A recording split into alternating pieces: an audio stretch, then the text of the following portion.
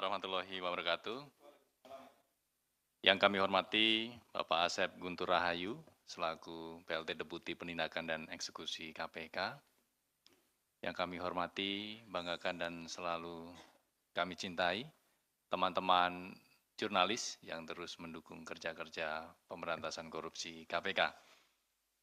Pada sore malam kali ini kami akan menyampaikan update perkembangan penyidikan perkara terkait dengan pengelolaan atau pengurusan pokir dana hibah untuk wilayah Jawa Timur.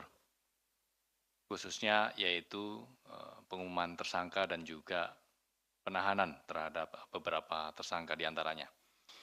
Sebelum kami menyampaikan secara lengkap konstruksi perkara dan siapa saja pihak-pihak yang bertanggung jawab dan ditetapkan sebagai tersangka, kami akan menghadirkan para tersangka dimaksud.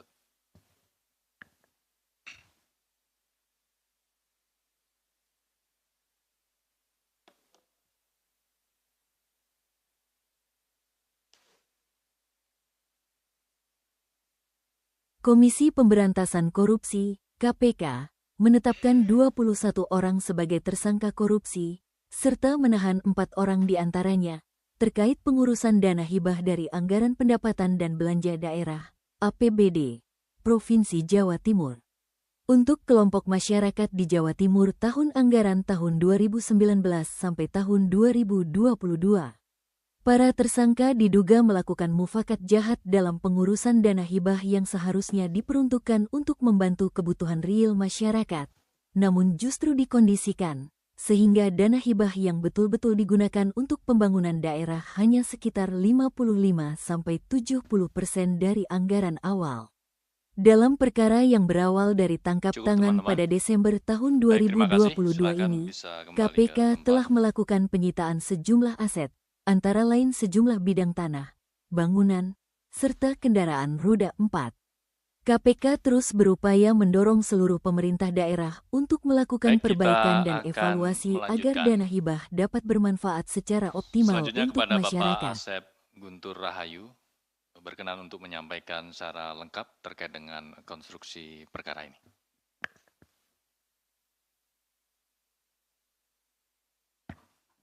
Bismillahirrahmanirrahim. Assalamualaikum warahmatullahi wabarakatuh.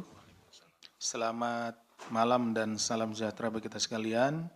Yang terhormat Mas Jubir, yang saya hormati, saya cintai, saya banggakan rekan-rekan jurnalis yang tidak pernah lelah untuk bersama-sama kita menegakkan hukum tindak pidana korupsi.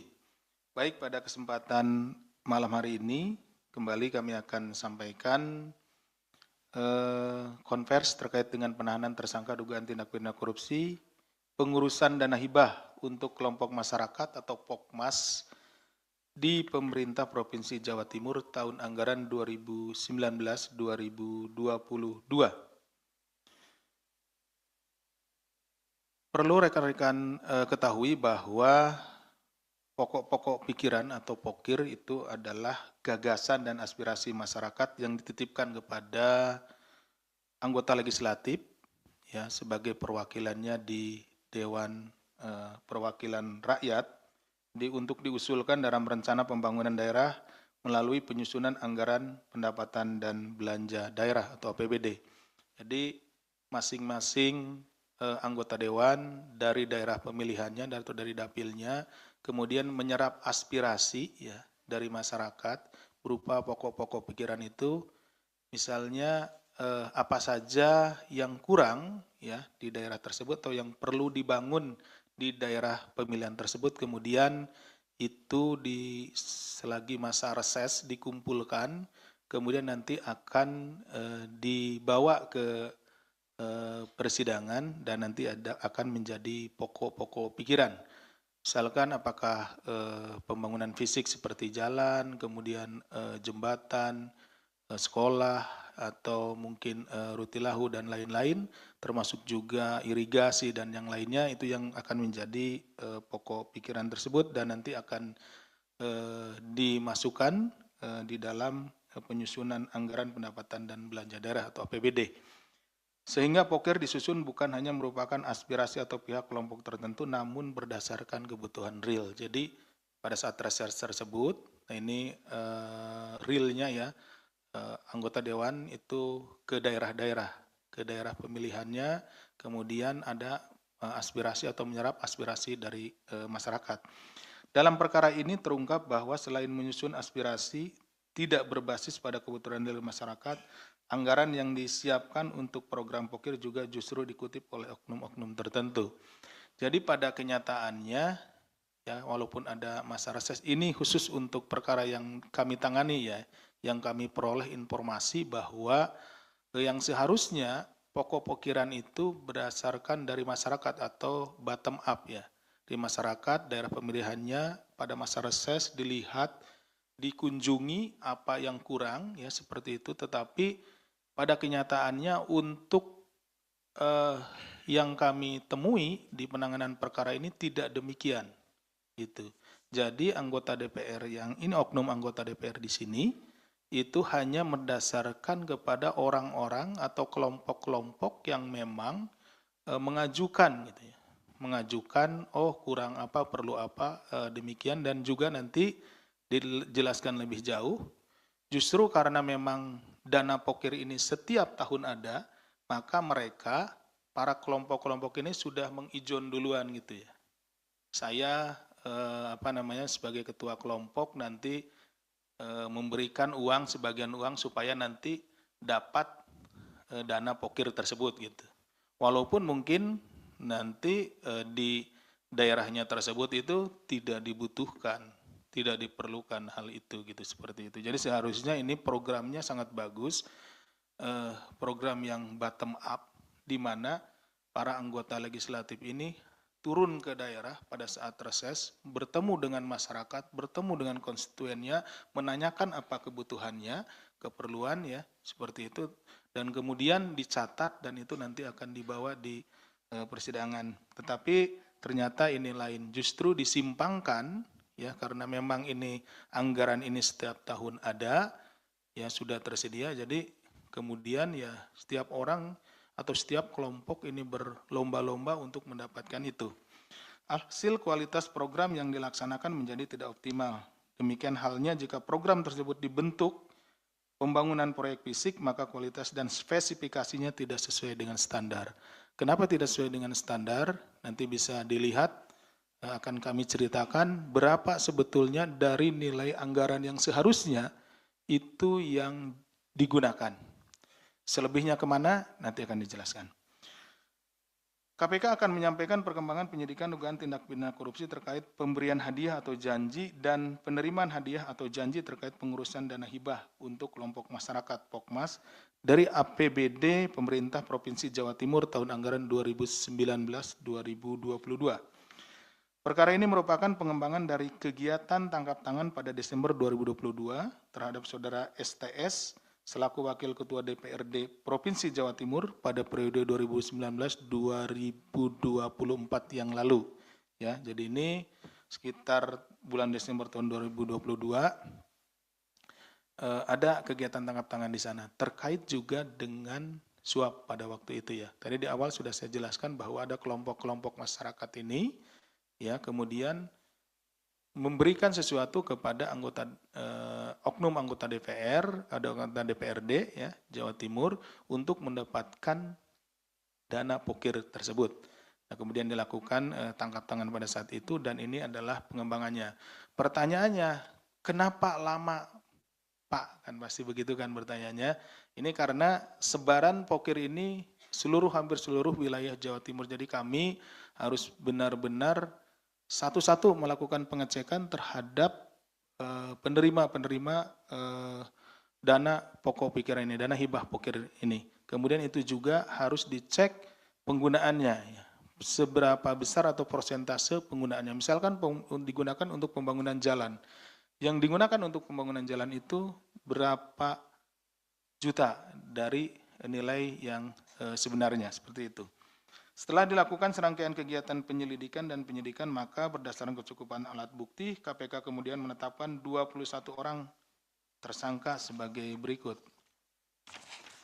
Dari 21 orang, 4 orang sebagai tersangka pihak penerima, yaitu Kus selaku Ketua DPRD Jatim pada periode tersebut, AS Wakil Ketua DPRD Jatim pada periode tersebut tadi 2019-2024 ya, AI Wakil Ketua DPRD Jatim, dan BGS selaku staf AS dari anggota DPRD Jatim atau pihak swasta.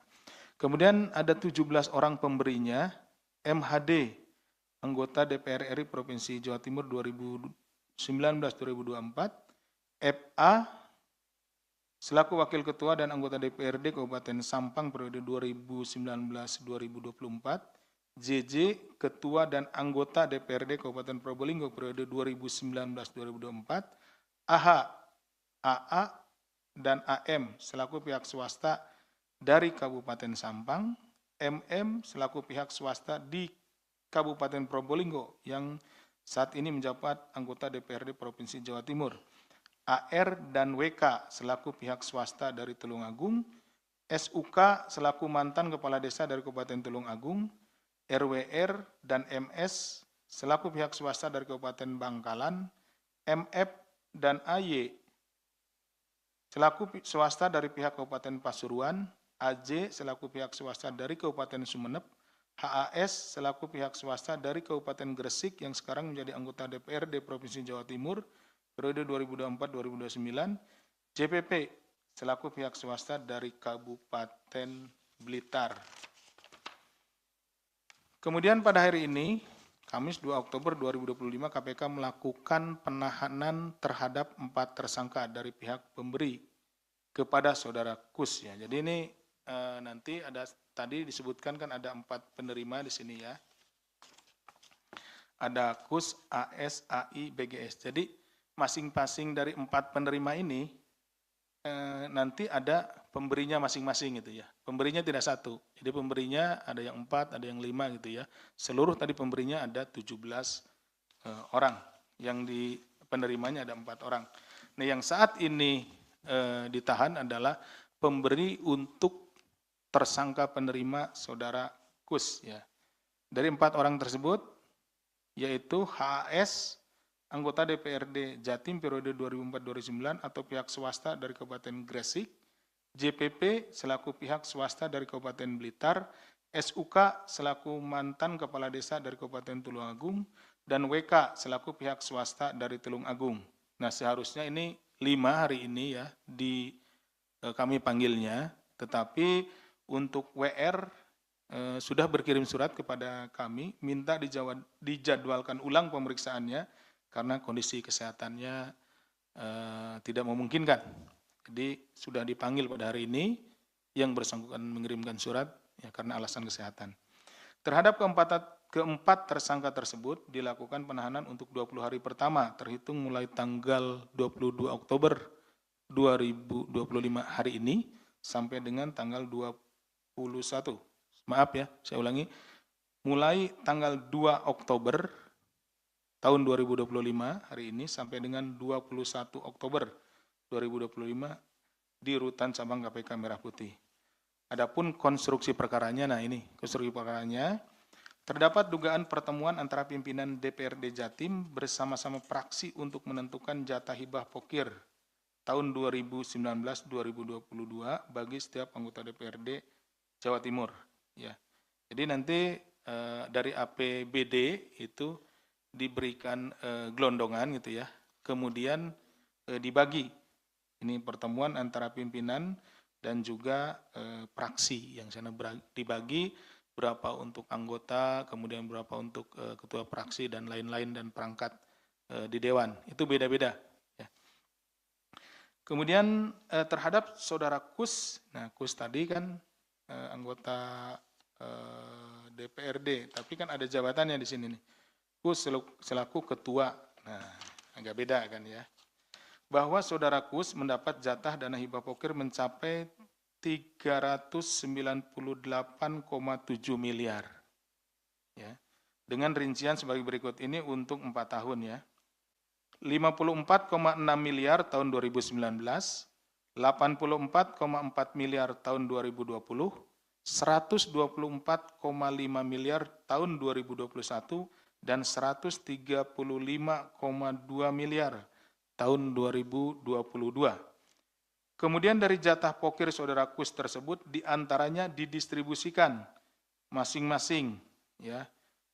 Pertama kepada HAS sebagai korlap yang memegang dana Pokmas di 6 daerah, yaitu Kabupaten Gresik, Bojonegoro, Trenggalek, Pasuruan, Malang, dan Pacitan. Kemudian yang kedua ke saudara JPP sebagai korlap yang melakukan pengkondisian dana Pokmas di 3 daerah, yaitu di Blitar, Kota Blitar, dan Tulungagung. Ya. Sedangkan saudara SUK bersama saudara WK dan saudara AR sebagai korlap bertugas mengelola dana Pokmas di Kabupaten Tulungagung. Selanjutnya masing-masing koordinator lapangan atau korlap membuat proposal permohonan dana hibah dengan menentukan jenis pekerjaannya sendiri, membuat rencana anggaran biaya RAB sendiri, dan laporan pertanggungjawaban LPJ sendiri. Nah, di sini kesalahannya. Seharusnya tadi seperti dijelaskan saya di awal bahwa dana pokir ini untuk pekerjaannya ya atau kegiatannya itu harusnya berdasarkan informasi dari lapangan atau bersifat bottom up. Jadi anggota dewan pada masa resesnya berkunjung ke dapilnya masing-masing dan beraudiensi dengan masyarakat atau konstituennya, ini menanyakan atau mencari informasi apa saja bangunan fisik atau yang diperlukan ya, bangunan fisik yang diperlukan atau hal-hal lain yang perlu ada peningkatan kualitasnya ataupun peningkatan pembangunannya, misalkan jalan, kemudian juga irigasi, bangunan sekolah atau bangunan yang lainnya. Tetapi pada kenyataannya karena memang dana pokir atau dana hibah pokir ada setiap tahun dan sudah berjalan di beberapa tahun gitu ya. Nah, yang terjadi adalah ketua-ketua koordinator ini, korlap ini kemudian dia menyusun sendiri. Jadi misalkan untuk tahun 2026 sudah disusun di tahun sebelumnya, untuk misalkan di kecamatan A, kabupatennya B misalkan seperti itu, disusun kebutuhannya jalan sekian kilometer misalkan. Nah, dibuat RAB-nya sendiri, dibuat permohonannya sendiri gitu ya. Kemudian diajukan. Nah, nanti pengajuan itu dikumpulkan dan kemudian ke anggota dewan yang dari dapil tersebut diajukan. Nah, di sini kemudian terjadilah tindak pidananya. Kenapa? Karena kemudian untuk mendapatkan proyek tersebut, mendapatkan ya atau proposalnya tersebut disetujui, nah para korlap ini pada akhirnya memberikan sejumlah uang. Jadi istilahnya diijon dulu nih. Sudah tahu bahwa akan ada program seperti itu, tetapi tidak pernah bisa ditentukan kepada siapa nanti program itu akan diberikan. Ya akhirnya mereka melakukan ijon, memberikan sejumlah uang kepada oknum anggota dewan, sehingga di situ terjadilah proses penyuapan. Kemudian setelah uangnya diberikan ya, kemudian dilaksanakan pembangunannya dan LPJ-nya juga dibuat sendiri atau laporan pertanggungjawabannya. Dari anggaran pokir tersebut terjadi kesepakatan pembagian fee. Sebetulnya antara KUS dan korlap dengan rincian sebagai berikut. Saudara KUS mendapat sekitar 15-20%. Jadi, nah untuk satu program itu biasanya oknum anggota DPR ini mendapat bagian antara 15-20. Jadi mereka juga sudah tahu ketika misalkan untuk tahun 2026, anggaran tahun 2026, mereka atau si korlap ini akan duluan nih memberikan uang senilai, misalkan kalau biasanya mereka dipecah untuk 200 jutaan ya, programnya di 200 jutaan. Kenapa? Untuk menghindari lelang ya, untuk menghindari bidding, lelang, jadi dibuat program-program yang nilainya di bawah 200 juta, sehingga mereka sudah mempersiapkan antara 40 jutaan gitu ya, kurang lebih sampai 30-40 juta untuk satu program, kira-kira seperti itu, 20%-nya ya, dari 200 juta. Korlap mendapatkan sekitar 5-10%, pengurus Pokmas mendapatkan 2,5%, admin pembuatan proposal dan LPJ mendapatkan 2,5%. Sehingga dana pokir yang betul-betul digunakan untuk program masyarakat hanya sekitar 55-70%. Jadi kalau dibagi-bagi ya diambil tadi 20% untuk oknum anggota dewan, kemudian 10% untuk korlap. Nah ini kan udah 30% gitu ya. Kemudian untuk Pokmas dan lain-lainnya 10%. Nah yang diterapkan itu hanya sekitar 55% gitu. Bayangkan, dari anggaran yang 100% kemudian hanya 55%. Itu pun kemudian belum diambil keuntungannya oleh yang pelaksana. Nah pelaksana misalkan ngambil 10% atau 15%. Jadi yang nanti diterapkan hanya sekitar 40%-an dari nilai anggarannya. Tentu saja ini sangat berpengaruh terhadap kualitas bangunan yang ada atau kualitas pekerjaan. Jalan mudah rusak, bangunan mudah roboh, dan lain-lain. Seperti itu imbasnya. Bahwa selanjutnya dana hibah yang telah disetujui dicairkan melalui rekening di Bank Provinsi atas nama kelompok masyarakat atau lembaga yang mengajukan proposal dari pencairan tersebut. Seluruh dananya diambil oleh para korlap. Para korlap kemudian membagi jatah kepada pengurus Pokmas serta admin pembuatan dan LPJ.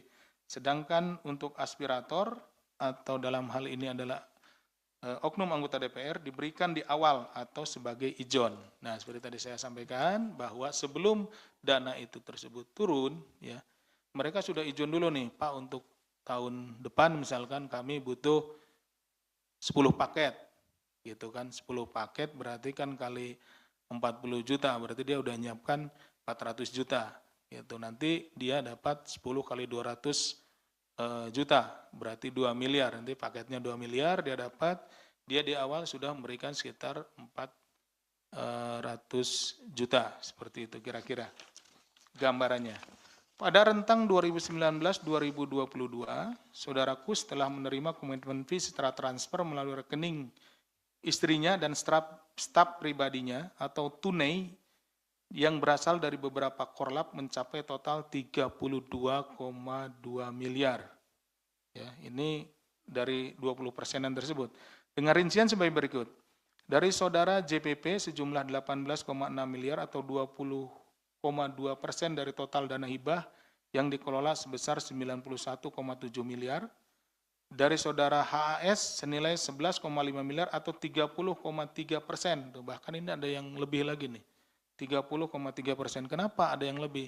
Tadi terjadi kompetisi ya di antara para korlap ini karena tahu bahwa ada program hibah ini, makanya untuk misalkan tahun depan, tahun 2026, ada yang berani bayar 20%, tapi kemudian ada lagi yang lebih berani bayar 30%. Nah, kebayang makin kecil saja nanti anggaran yang digunakan untuk pembangunannya. Dari total dana hibah yang dikelola sebesar 30 miliar, sedangkan dari saudara SUK bersama saudara WK dan saudara AR sebesar 2,1 miliar atau 21% dari dana hibah yang dikelola sebesar 10 miliar. Dalam perkara ini KPK juga telah melakukan penyitaan terhadap aset-aset milik saudara Kus yang meliputi 3 bidang tanah dengan total luas mencapai 10.566 meter persegi di Kabupaten Tuban, 2 bidang tanah beserta bangunan dengan total seluas 2.166 meter persegi di Kabupaten Sidoarjo, dan 1 unit kendaraan roda 4. Atas perbuatannya tersangka JPP, HAS, SUK, dan WK disangkakan melanggar pasal 5 ayat 1 huruf A atau huruf B kecil, atau pasal 13 Undang-Undang Nomor 31 Tahun 99 tentang Pemberantasan Tindak Pidana Korupsi, sebagaimana telah diubah dengan Undang-Undang Nomor 20 Tahun 2001 tentang perubahan atas Undang-Undang Nomor 31 Tahun 99 tentang Pemberantasan Tindak Pidana Korupsi, junto pasal 55 ayat 1 ke 1 KUHP. Secara simultan KPK juga aktif melakukan pendampingan kepada Pemprov Jawa Timur melalui fungsi koordinasi dan supervisi. Jadi setelah kejadian ini Kedeputian Koordinasi dan Supervisi juga melakukan pendampingan ya, karena program pokir ini, hibah pokir ini adalah memang program yang baik ya, program yang bagus, di mana program ini sebetulnya bagaimana menyerap aspirasi masyarakat terkait dengan apa-apa yang diperlukan, pembangunan apa saja yang diperlukan di masyarakat. Jadi dengan adanya praktek tindak pidana korupsi yang berhasil dibongkar, kami dari KPK melalui Kedeputian Koordinasi dan Supervisi melakukan pendampingan supaya hal ini tidak terjadi kembali dan pelaksanaan program pokir ini bisa dilaksanakan dengan sebaik-baiknya dan bisa memberikan manfaat yang sebesar-besarnya kepada masyarakat. Tentunya pembenahan dalam proses perencanaan dan penganggaran agar tidak terjadi tindak pidana korupsi kembali.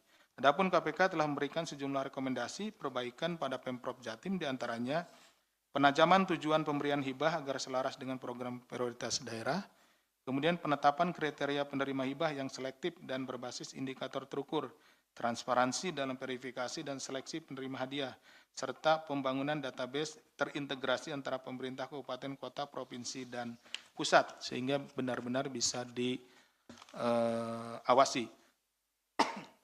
Selanjutnya, penyaluran dana hibah perlu didukung teknologi sehingga digitalisasi sistem informasi hibah yang dapat diakses publik secara real time sangat diperlukan.